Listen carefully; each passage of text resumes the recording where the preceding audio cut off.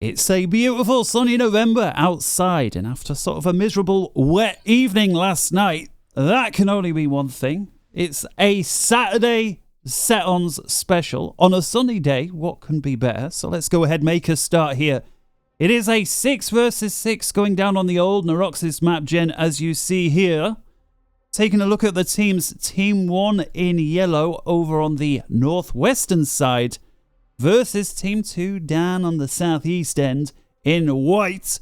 Team 2 enjoying a very minor advantage, totaling 9,111 points down here on the lower team. The team on the upper west side, 9,094. So that's just a 27-point lead overall to these guys down south. Or said another way, these guys up north, roughly 3 points per player behind. Is it enough to make the difference? We will have to see.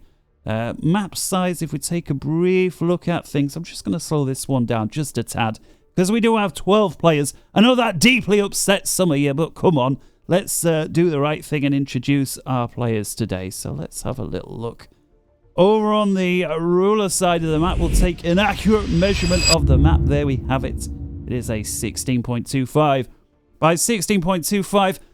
Lastly, I would also like to welcome Zach over on the Patreon members. He knows value when he sees it. Why don't you join him if you haven't already? And also Mag. Is it Mag or Maggie or Mage? Who knows? M-A-G-G-E. He's the guy, I assume it's the guy, who's actually behind these little things here disappearing.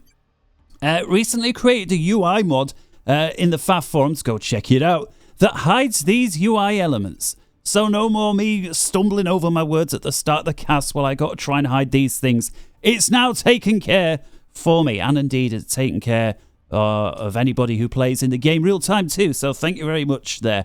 Alright, so with all of that said and done, let's go ahead, make a start on the game. We'll go ahead and let's just start with T1 so I don't get myself too confused. Although I am going to get confused because, as you can see, there's about 3 different shades of yellow featuring in today's game, but you know, that's my problem, not yours.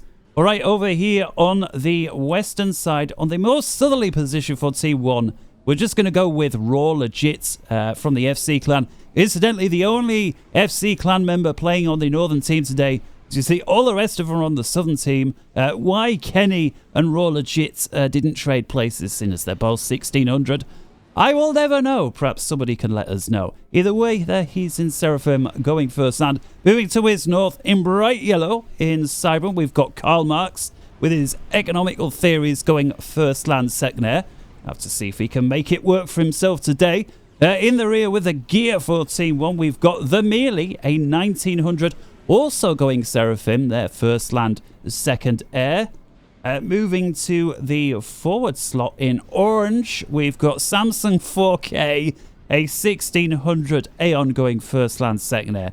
Always makes me laugh when somebody names themselves after like a TV or a phone or some other technology. I remember playing a flying game, and when VR came out, and to begin with nobody did it, but a year or two after it came out, everybody started putting VR in their name if they were flying with VR. I think these days people finally think, nah, you know, those days are behind us. Anyway, back here in electric blue is Kyle Dawson. He's 1,000 rated there, going as on the lowest rated player in today's game, going first land, second air. There seems to be a trend today, first land, second air. And last but not least for his team is Spectre Slave 137. Not 1337, because of course that would be Spectre Slave Elite, but just the 137. Going first land, second land, booking that trend there. Third land too in grey as my old favourite UEF. Those of you who know the story. Do you know what? Once in a while I'm going to have to say, why was UEF my favourite clan? I'll tell you what. Those of you that have been long-time members here on the channel, put that in the comments. Let everybody know, why is UEF my favourite clan? Right, let's switch over to Team 2 over here. In the first spot, on the most eastern side, is TwitchyMofo from the FC clan.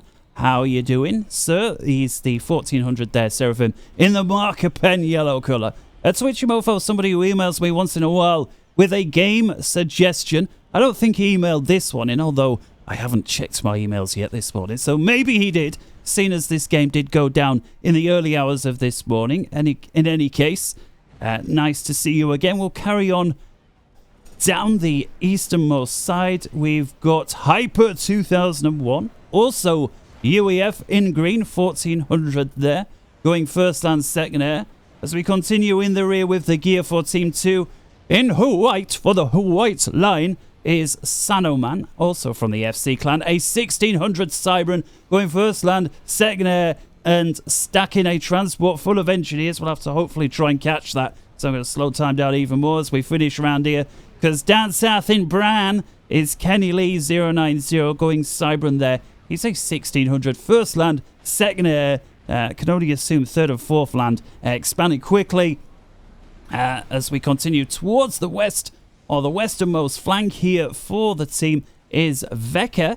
It's the 1800. Didn't realise Weckethr was part of the FC clan, but then again, you know, memory being a sieve and all, that's perfectly possible. 1800, as we've said, first, second land, could probably third air there, going fourth land and so on. And then last but not least, man, oh man, oh man, I always feel like I've finished casting just by the time I've finished introducing the players. We've got Darth Sand, who no doubt started here, first land, second air, and then third, fourth, fifth land as he moves forwards there, also in UEF in the Cyan. Alright, with all the introductions complete, we've done the map sizes, we've introduced our new friends on Patreon, we've gone over with the UI map, and we've discussed the differentials in the scores of the team. Now we can finally do something, so let's go ahead and get the game going to full pace. I did see, while I was babbling here, an awful lot of discussion in the chat from Team 1 about how they're going to take over the Central Plateau, and at least early on that appears to have worked. Look at all the mass wreckage that's available on the plateau. I'm wondering if that's actually more important than the 4 mass points. We see there a solitary engineer from Sanoman from that drop making it, only to be taken out moments later. So very minor victory there. Well, it wasn't a victory at all, was it? It was more like the engineer was able to die in Shihara. Do you know what? I've always wanted to... I'm going to do it. I'm going to do it, right? Just this one time. Because, of course, Guile's somebody to look up to. And he always talks about the engineers being Terrence. And so it's like, oh, there's somebody who won't be writing home to his parents. Terrence, the engineer. I don't know why, out of all the names impossible, it's always the Terrence. Shout out, of course, to Guile, the original gangster, when it comes to casting here on Forge Lines Forever. Fellow compatriot of mine that apparently, allegedly lives in the same country, but you can tell by his accent, he lives in the posh half. A lot of action here, meanwhile, on the lower west side. Both teams tipping forces in. What we got here, let's take a quick look from Team 2's point of view. Couple of commanders there. From Kenny Lee and Weckethr facing off versus the yellow and the brown, or the golden brown, should we say? Could just call it gold, really. xRaWxLeGiTx actually being overrun at this moment in time. Darth Sand trickling units through as well. I realize there's an awful lot happening all over the map. Got to focus in on something somewhere. Karl Marx, though, is in the position to help deal with it.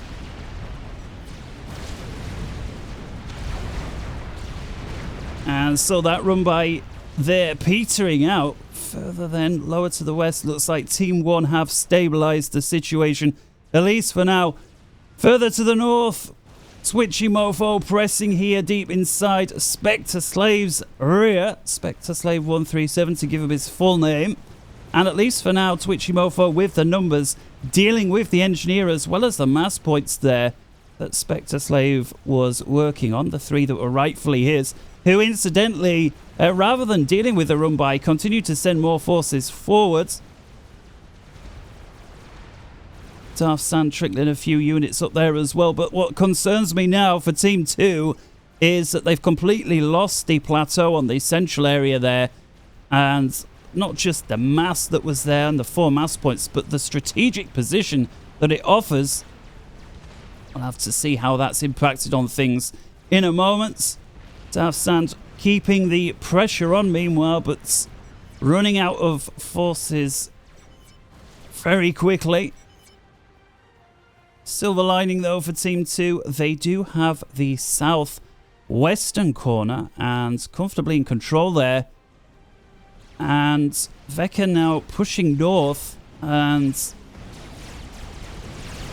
xRaWxLeGiTx going to have to be a little careful. He's got two commanders bearing down on his position. Yes, he's got a decent base here, 3 factories as well as a point defense.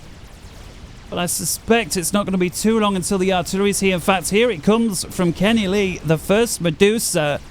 The two commanders taking a particular dislike to the point defense. There it goes.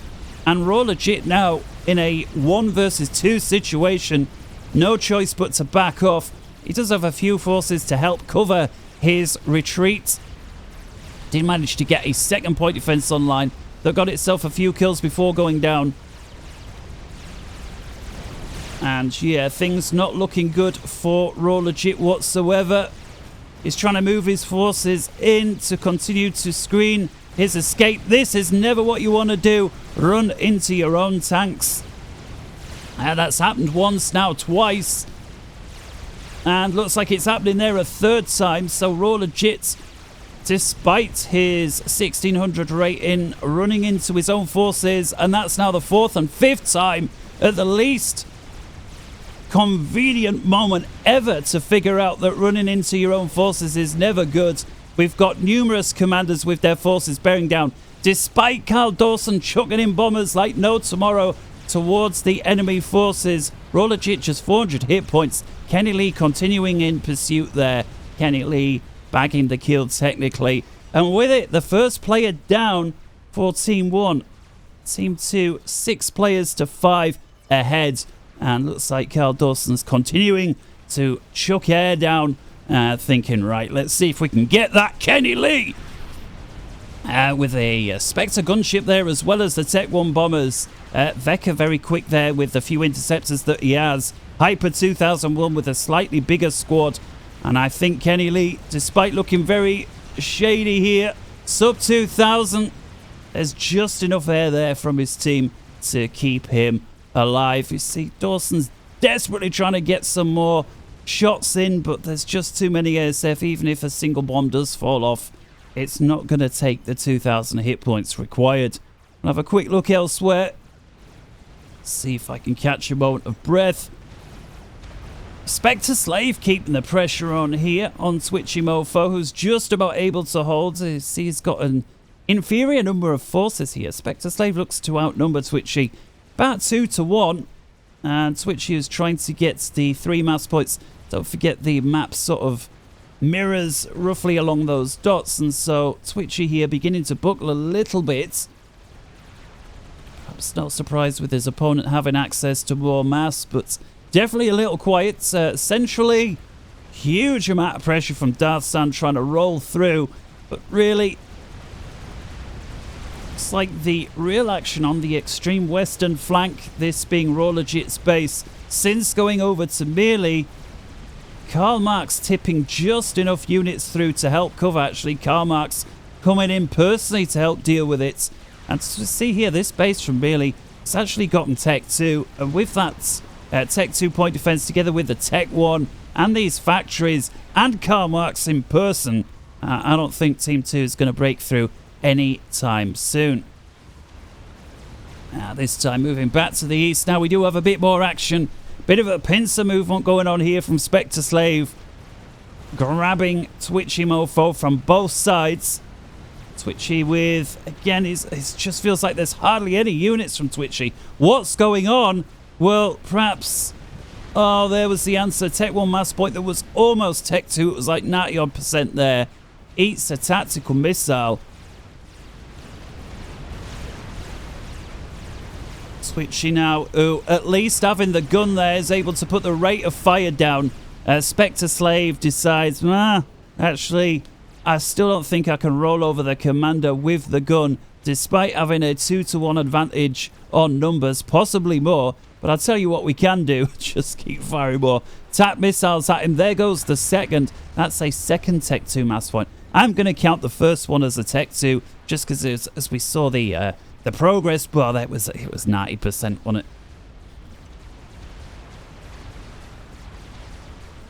I just wonder if Twitch is too busy here.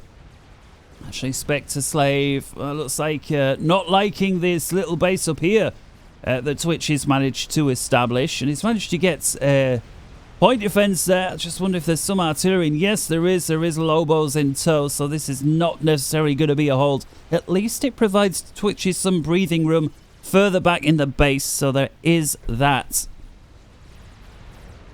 Twitch has managed to squeeze through a couple of artillery pieces of his own, the Zooey, and deal with some of these engineers that are trying to reclaim there from xRaWxLeGiTx, who is being the more aggressive of the two, it has to be said. Perhaps that's something to do with the 1600 rating versus the 14.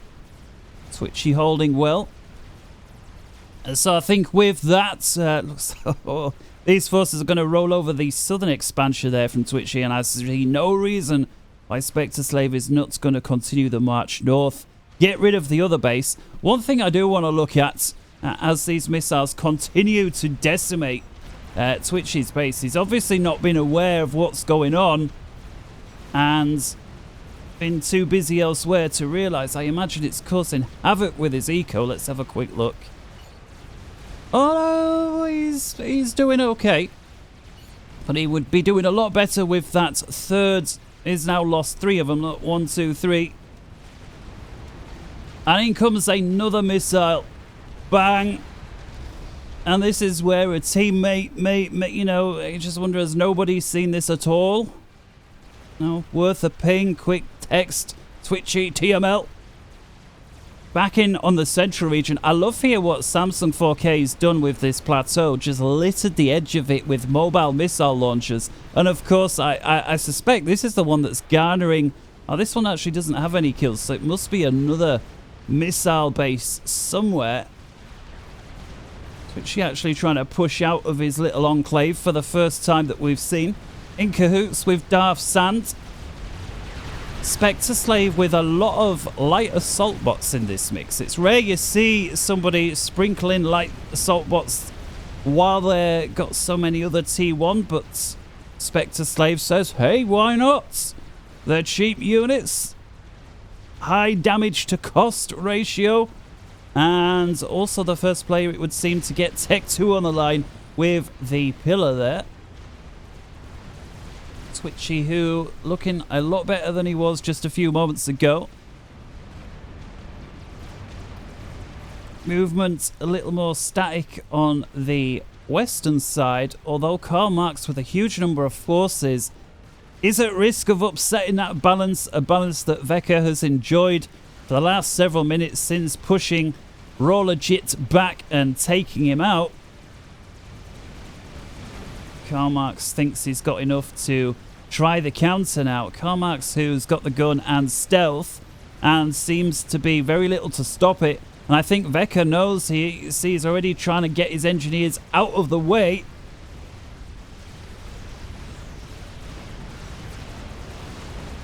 Kenny Lee making a push here with, well, it's just getting rolled over.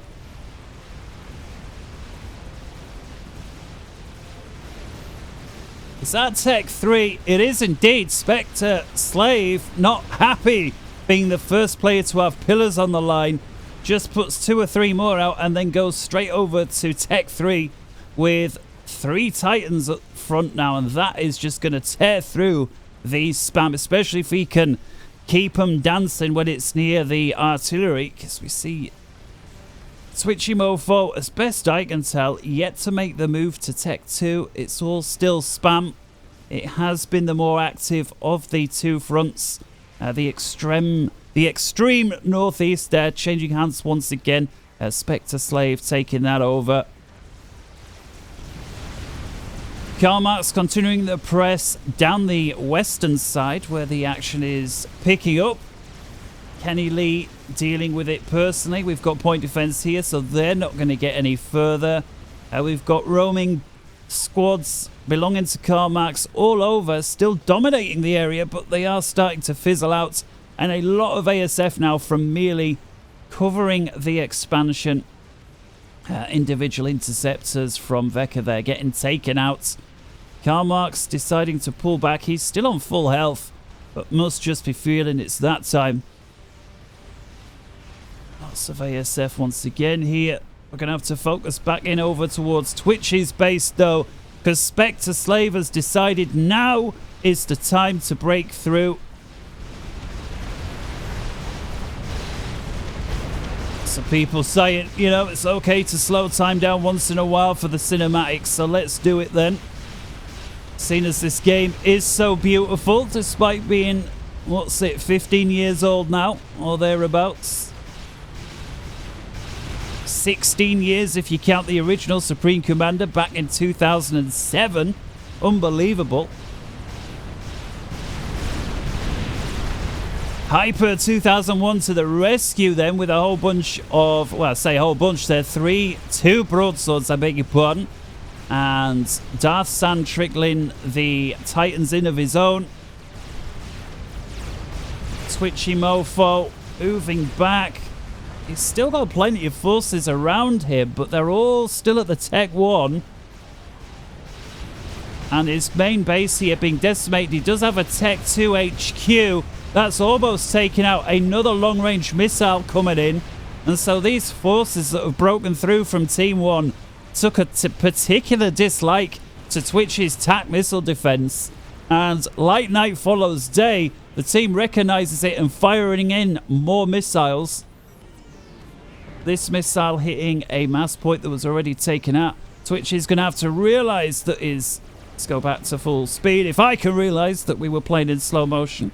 It's going to have to get that TAC missile defense online. And there is the order. Twitch is probably really hurting now, as yet more forces pressurize his position. Fantastic teamwork here from Hyper 2001, who is in the supporting position there from Twitchy. We've seen he's been a little quiet until now. Well, here's why. He went straight for Tech 3 Air. Well, Kyle Dawson now with the nemesis of the broadsword, the fire. Look at the anti-air capability on the broadsword when it comes to dealing with restorers. I had no idea that the broadsword suddenly had magic anti-air capabilities when it comes to dealing with restorers. Well, that was something else. The broadsword really no good in its anti-air in any other situation. I thought the restorers were going to shred those broadswords, and I wonder if Hyper thought the same, because he pulled them all the way back. But it worked to be. Come on, man. We've still got the 4 restorers here from Kyle Dawson, tearing Twitchy up, and he's a player who can perhaps least afford it at this moment in time. There's the ping. Have a quick look elsewhere. Things a little more static. Thank goodness that somebody somewhere is trying to keep the action going. I'd run out of things to keep the cast going. And Sanoman finally does move in. There were 5 restorers there. Then there was 1, and that was that. Beautiful. And with it, Twitchy once again lives to fight another day. I'd like to see Darth Sand perhaps hand some of these units over to Twitchy, because he's basically completely at the mercy of his own team for saving him. Seen his economic structures have been taken out. He's had units in his main base twice, possibly now a 3rd time. The Spectre Slave approaching again. Actually making use of the Tech 3 missile launcher there to spearhead his attack into Twitchy's base. We know how effective those can be. Overwhelming TAC missile defenses, especially when your opponent doesn't have many. And take a look at the team play here. Kyle Dawson specifically going after the TAC missile defenses here, belonging to Darth Sand. There goes one of them. Beautiful, beautiful play. Sanoman says, yeah, well, that's enough of that. Sanoman, let's have a little look at the ecos. Does seem to be what we could call a little pause in activity. All right, totalizers then. 1,100 to Team 2 versus 976. And so our friends here down south, roughly 100 mass ahead every second of the game, every tick that it goes by. If we take a look on the totalizer, it's 604 versus 580 at the time that I looked. also favouring Team 2. So that's a very small advantage there. 8-9% over the entirety of the game. So just very little. We'll have to see if that's enough. I love this move here from xRaWxLeGiTx. Splitting off that solitary unit. The spearhead. Sure, it's going to be very weak and very vulnerable. But very annoying as well if players don't make a move for it. Very nice play here from Darfsand with his Titans, as well as a couple of Percys there in tow. There goes at least one of the spearheads belonging to xRaWxLeGiTx. And there's the dancing now. This here is crucial from Darfsand. He's got to keep these moving because look how much artillery there is belonging to Spectre. It's perhaps standing still for a little bit too long there. But I still think with more units reinforcing the position all the time, that's going well. Although, will somebody do something about the Restorer? Did see there briefly the notification, and it's Hyper, a fat boy online, the experimental unit. This can't come to the line soon enough, especially with this huge army from xRaWxLeGiTx that's been loitering in this area of the map all game. Once again, Twitchy breaking out from his half and actually doing incredibly well. Look at this. The northern spots have gone over. We've got artillery pieces here taking out xRaWxLeGiTx's mass on his side. We've got more units here. xRaWxLeGiTx preferring to funnel down through the central regions. And coming over to the west side, Karmark's breaking out as well. But it's brick upon brick. Kenny Lee and Karmark's both with bricks as they meet each other. Perhaps a little weaker down here for Team 2 as Karmark's presses through. What I'm interested in is the fat boy right now. xRaWxLeGiTx deciding to push onto Darfsand's forward base. Not much left to it. And Hyper with his fat boy tipping rounds in from range. Go on then, keep it coming, man. There's the fat boy fire. Some beautiful impacts there. And that is going to keep Team 2 in the game. Let's see, this force would have otherwise had an open goal to press all the way in. I imagine if it were to continue to press, Kenny Lee may have been able to deal with it further south, but at the cost of being able to do much else. Iber actually sending in a solitary Tech 2 transporter, the Starlifter, with its terrifying amount of damage that given all year might be able to tickle one of these units to death. Hyper now chucking Tech 1 units in as well. All of which going after a Percy. There's unfortunately a boxer here from xRaWxLeGiTx that are notoriously good at tearing apart Tech 1 bombers. Although the bombers do bag themselves one of the Percys, so all is not lost. But it was a nice move there from xRaWxLeGiTx to pick up those 3 mass points. They were all Tech 2 capped off. And Hyper finally decides, well, enough's enough. And he's a mass, what's that, 8 and 9 broadswords there. And looks like we've got a bit of an ASF fight brewing as well. Melee versus Hyper. Melee certainly with the numbers. Sanoman was thinking about it, then decides no. And this is an unfortunate loss. A very heavy loss there. A very heavy cost, should I say, from Hyper. 8 and 9 broadswords going down almost for free. One of them surviving. Yeah. Team 2 do seem a little light on the old ASF front. Twitchy continuing to harass. I can't believe this guy is still at the Tech 1 stage and still causing no end of bother. Although these Restorers will have their way with the Tech 1 spam. They're not going to get much else done. But nevertheless... What's this? Twitchy actually going for the Restorers using his interceptors. I find that funny. Come on, let's get some of the other players involved. It feels like almost all the action has been on the upper east side of the map. I realise Karl Marx has been feels like the one player to upset that story. Samsung 4K with a bunch of forces now hooking up with Karlmarx. I wonder if these two together are going to decide to press or not. Spectre Slave saying, well, no, he's going to keep going with the theme. And actually we may have a push here on two fronts. Well, for now, let's just focus in over here. We can keep one eye on that engage over there. And again, this is just predominantly tech here from Spectre Slave. There's enough artillery to be annoying. We've got 8 Cougars, 3 Titans, 7 Percies, 2 Spearheads, 7 Boxers, 4 Pillars, and 32 artillery pieces. This is a lovely pick and mix of units. Very devastating. You know, as a UEF player, I'm proud of this mix. So expensive to fly your air over the top of this. I just wouldn't bother. I mean, Sanoman actually forced to deal with these restorers. Beautiful team play.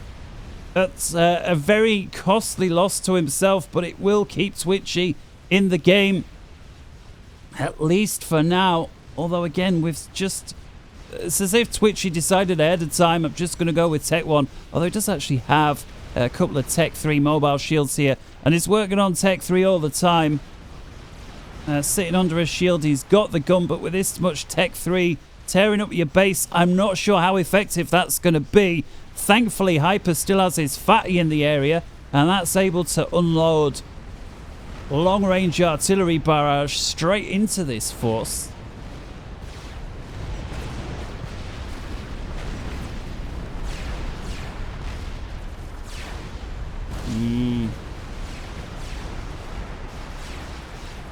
Does appear now that they are making a move for the main base there of Twitchy. I can also hear a chicken. We're going to have to slow time down.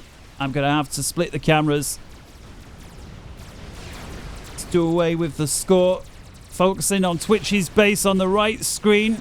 And the chicken from Team 1 pushing on the left. So where you look right now, Team 1's the team that's doing the pressure. Team 2 is the team in defense. Twitchy here coming out trying to overcharge the Percies.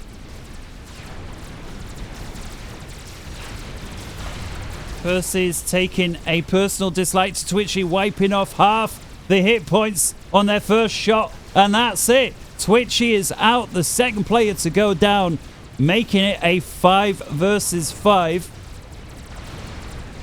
Fatboy here continuing to lay stuff down from Hyper just as well. Spectre Slave continues to press. We'll get the scoreboard back, single screen, and we'll focus now on this huge pressure also from Team 1 as they continue to press.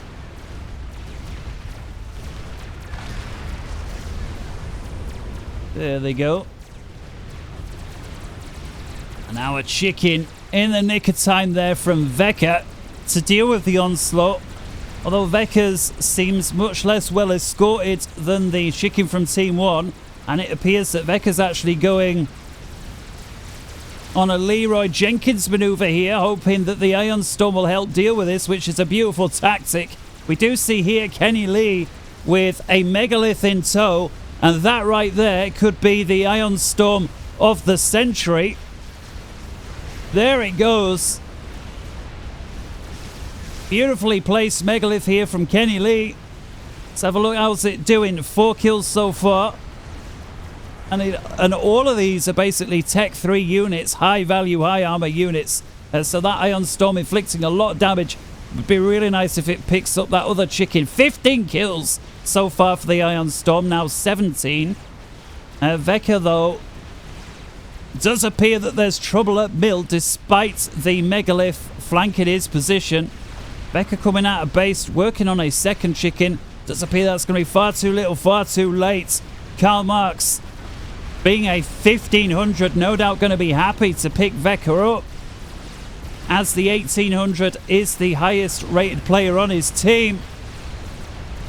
Weckethr actually, rather than trying to overcharge, continues to build, completely surrounded. Karlmarx says that's enough, and with it, all of the units focus on the enemy commander. Down he goes. making it a 5 versus 4, favouring Team 1. Carmarks here still with units in the area, a whole bunch of bricks and pillars and goodness knows what else, together with shields there from Mealy. Continuing to press down, we've got air coverage from Kyle Dawson.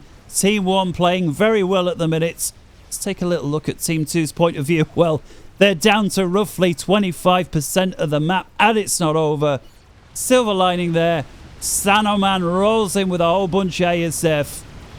That is going to be the first air win from Team 2 for a while. As, oh my goodness, the Megalith with just 500 hit points. Oh, going down there to the last brick or two that was in range from Carmarks. Thankfully, though, Kenny Lee does have a Monkey Lord in the area, also in the nick of time. That will help plug the gap. And with it, crisis averted. Spectre Slave continues to knock on the door further on the northeastern side of Team 2's sphere of influence that is continuing to retract. Darth Sand says, you know what? UEF have got these Tech 3-point defense and they can shoot long range, put out lots of damage. And Spectre Slave says, yeah, I know, but they're not so good versus spam, are they? And starts chucking Lobo after Lobo forwards.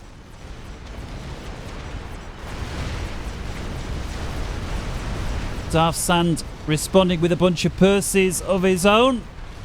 When right now I bet he wishes he could trade one of these for a Titan for their rate of fire. Desperately trying to hold on to this fire base.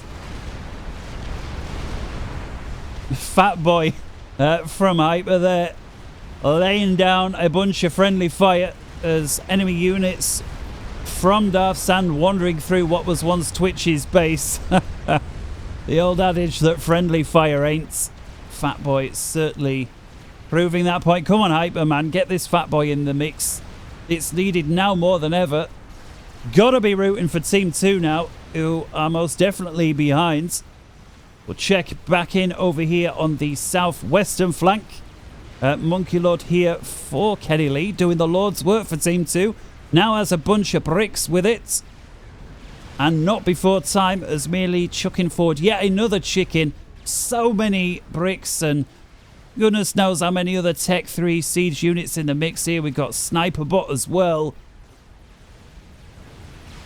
Corsair fighter bombers from Sanoman going after the chicken. That's a decent target to go for. As you see there, I don't know how many there were, maybe 10. How many are going to get a second pass? One of them. Another wave. That takes off about a third of the chicken. Monkey Lords here from Kenny Lee together with the bricks, and the chicken is down. Now, if these move back, that right there is a very nice hold. We see Team 2 actually getting their hands on the reclaim here.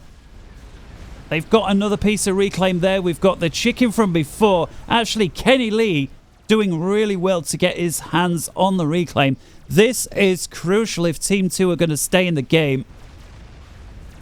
Turning out to be a cracker of a game. Guys, if you haven't already, leave a like. I know somebody's saying, you know, I don't care how many times you're going to ask to leave a like. I'm never going to do it. The more you ask, the less likely I am to do it. And now some of you are starting to smile, thinking, how does he know that that's what I'm thinking? Well, if that's you, leave it a like. Hiya, sweetheart. My cat's here in excitement. Also joining in. Does appear that Team 1 still have the air dominance there. Although Hyper, together with Sanoman, both working well. And I think, actually, that may have just changed. We do see Mealy hanging back here with his ASF, but I'm wondering if that's now over. Lots of pressure from both teams. Both teams absolutely determined to get this. Samsung actually using his hubs to reclaim the mass. Sanoman saying, well, no, that's enough of that. And continuing to chuck wave after wave. Of course, their fighter bomber. Kenny Lee with yet another megalith. Not mechalith, I'm thinking Monkey Lord and megalith in the nick of time. Go on, sweetheart. If you're going to start coughing, you'll have to move away from the mic just for the moment. The cat dying on stream. Not always what you want, is it? Kenny, man. Oh, my God. Look at this. The amount of units and reclaim. Credit to him. quick check elsewhere. And what's this? We've actually got some long-range artillery getting fired out. A disruptor now from Sanoman. Gotten there just in time to see its first kill. And together with a sat here from Hyper, and they're taking out Mealy's main base. Mealy the Seraphim very quickly shielded up his air grid, although yet another round of artillery landing where it hurts there. Mealy forced to cancel all air operations as he runs low on energy. Sat causing yet more damage. We're going to have to continue to focus in, though, on this battle. It feels like this is the most crucial. There's so much reclaim at stake here. We know that Team 2 have been pushed all the way back. Now a second satellite out there from Hyper. And a nuclear missile out. This one coming from Spectre Slave. So as if things weren't bad enough for Team 2, out comes some thermonuclear radiation encased in a nice metallic oblong streaking its way across. Do you know what? We're going to get a cinematic on this nuke. Been ages since I've done a cinematic for a nuke. Where's it going? Looks like Hyper's base is the one that's on the menu. Go on then, just this one time. Where is she? Can't see it, can't see it. Where is it? Where is it? Where is... There she is. Slow time down even more. Even more. Go on then. I'll leave the sound effects for you to do that. Looks beautiful. The only one not in agreement is Hyper 2001. Says, yeah, it would be beautiful if it were my main base. And up goes the mushroom cloud. And we'll carry on time. My granddad was actually in the RAF. And he went to occupy Japan after the war. And he was describing how in Hiroshima, that's where he was at, that the tram lines in the city were actually melted. He said he'd never seen anything like it, which is obvious, right? That's, you know, yeah, because there's never been anywhere else that had a bomb, at least not that he'd visited, the A-bomb. And yeah, the tram lines were literally melted into the concrete. And he'd never seen that anywhere else. Does appear, though, back to the game at hand. Kenny Lee here, together with Dar Sand, pressing out. Man, oh man, if I were a kid but was my age now, you know, I'd love to interview my granddad with regards to what his escapades were. Benefit of hindsight and all that, right?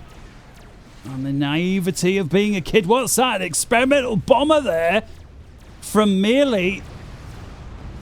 And I don't know how many Tech 3 units were taken out, but 27 wouldn't be a bad guess there as we see the kills. That is, of course, assuming they were all Tech 3. But they pretty much seem to be, at least the majority were. A Spectre Slave who has gone a lot more heavy on the artillery since before. I wonder if that's in response to seeing the, you know, the point defense, specifically the Tech 3. Staff Sandy, Rambo preset support commanders. He's got 4 or 5 of them on the line. They're working on defensive objects, point defense and whatnot. We've also got another defense sat here out from Hyper. Let's have a little look at the ecos. What we're talking about, totalizer 2.6 versus 2.3 million, favoring Team 1. So no surprise, the team with the most players, with the most land, have the most economy, although the gap isn't as wide as we would maybe think. Tick for tick, it's 2,300 versus 1,700. So the team up north currently 600 mass per second ahead.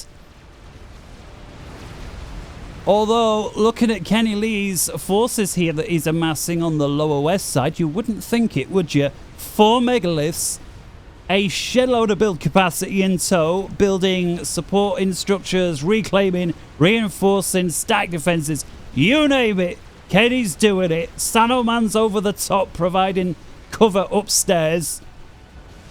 Spectre Slave descending to send his, or electing to send his spam south. That's not going to go anywhere. We do actually hear one of the support commanders somewhere going bang. Artillery continues to rain down. It looks like they've switched over from, I think, oh, we can't really get into Mealy's base. Let's go for Samsung 4K. 4K was sold last year. We're up to 8K now. So let's wipe him off the map. And there we go. Samsung actually personally dealing with the Sapphire. But look at the hit points shed. We just get another view there. And we'll get the... Oh, that's why I hate turning that off. Apologies for that. There's his health. Just 50%. His shield's gone. And I just wonder, are they going to continue to go for it? Or are they going to go for his base? There's pings. Maybe they're going to leave him alone. Samsung continues to wander around his base that is continuing to be destroyed. Just 6,000 hit points remain. And then Hyper says, you know what? We've tormented this guy enough. Let's focus in on him again.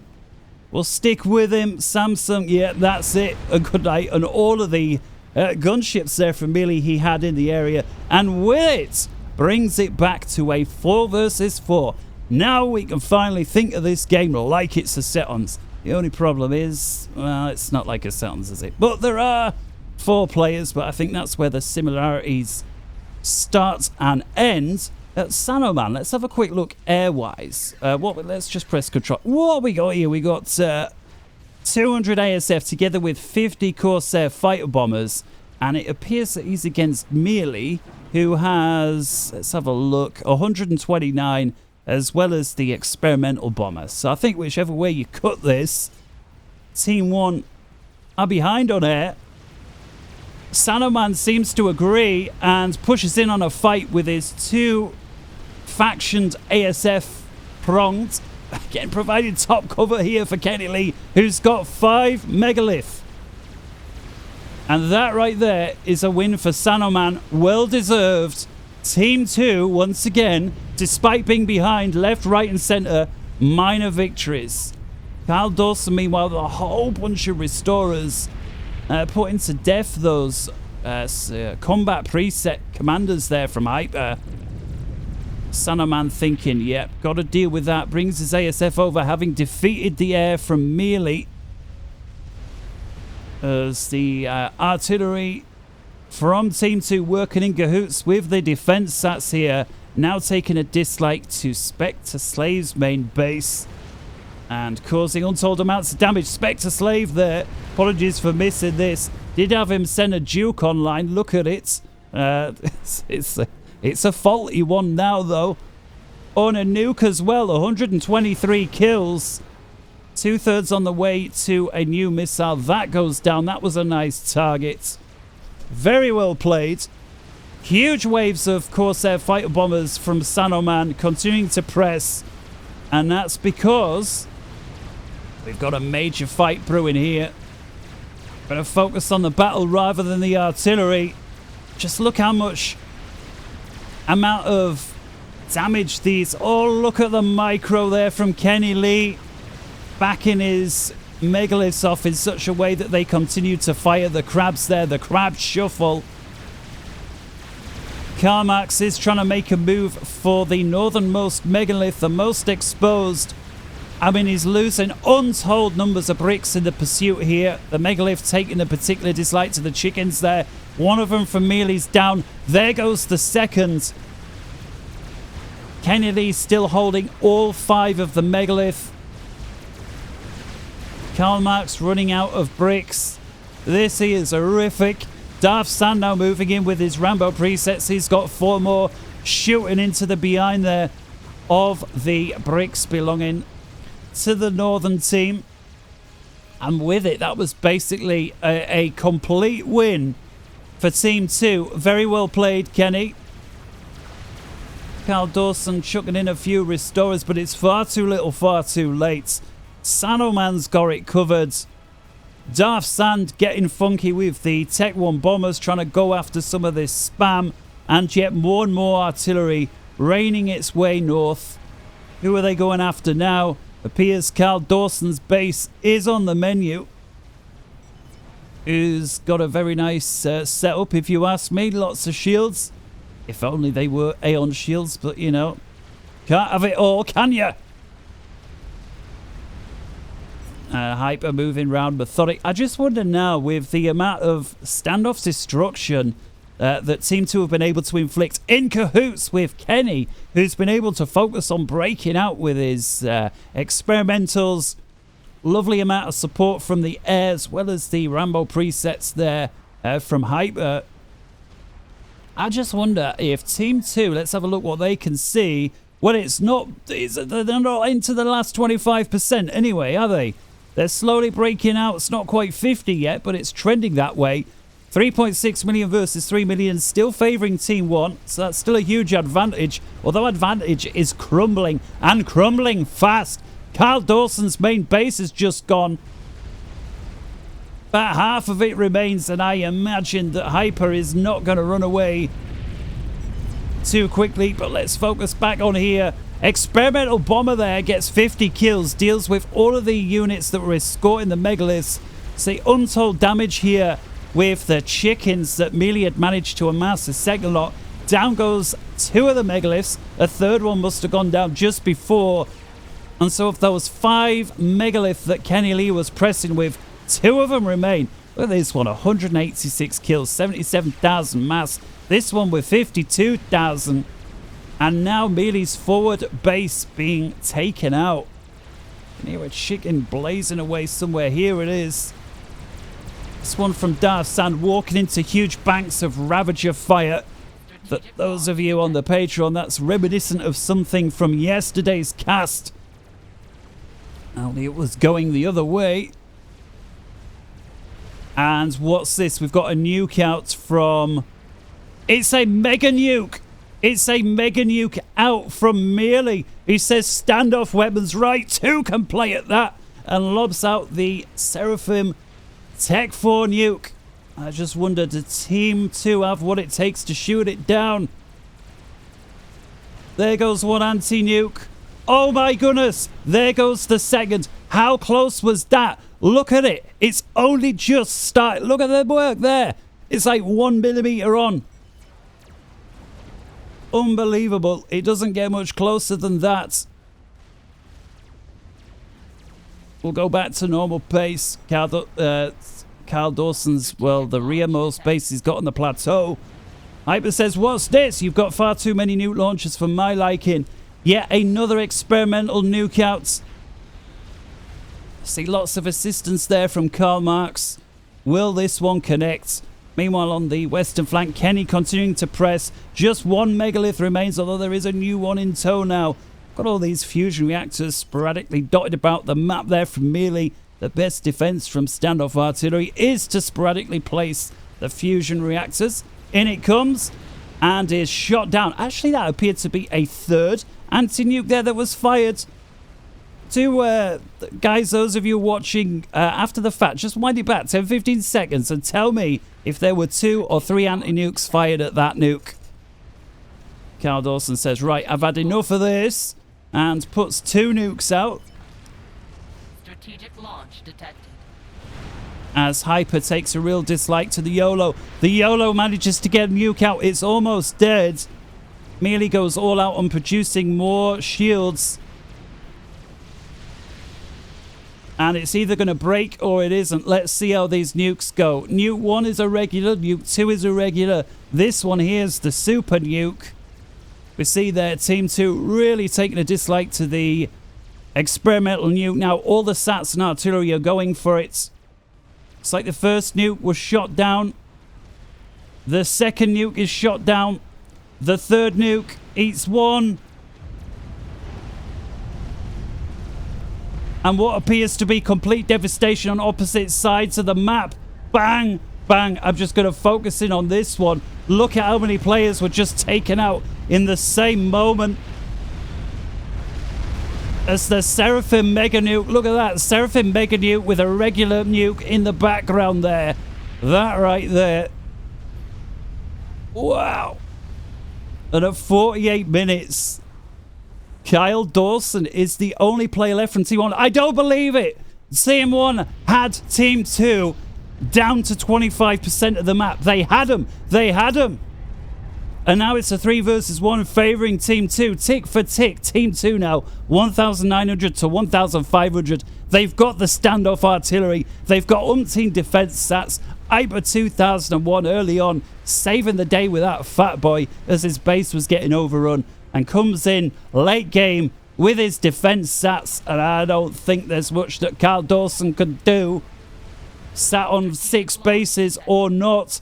He's still got these megaliths here from Kenny Lee, who's also played a cracker, and Sanoman recovering in the air as well. I think the 3 players here remaining on Team 2 rightfully earned their place on this. Well, we got a huge wave of Corsair fighter bombers here from Sanoman. What we got? 46 of them. Some of them may get shot down on the way. Carl Dawson, who did manage to lob a nuke out in desperation. Here they go. Slow time down. Come on, man. Because this could be it. Here they come. We see the Corsairs. I wish you could point the camera up, but you can't. You can only zoom out somewhat. Look at the amount of Corsair fighter bombers getting shot down. But look at them. It's going to be too late for some. Look at the rockets beginning to unload. The first huge amount falling into the shield there. They now crack the first shield. Carl Dawson recognises there's bother. He starts to run. And actually, I don't think any of the Corsairs still remain. But they have managed to crack the shield. That's the main thing. Hyper there in wait with his sats. Actually, a whole bunch of these Corsair fighter bombers are going to remain, it appears like, for a second pass. And Carl Dawson dancing for days. Around come the Corsairs for part 2. And just one shield, I think, remains over Carl. There it goes. The shield's cracked. And with it, our friend in blue goes kaboom. Ladies and gentlemen, what a fantastic game. I do hope you enjoyed it here on the channel. And until next time, from me, deep inside the UK, take care. Good morning, good afternoon, good evening, and good night. Don't forget to check out the Patreon members if you haven't already. There is a little bit of a doodah that I uploaded there recently that anybody can see. You don't have to be a member. And so do check that out if you haven't already. And until next time, everybody else, take care.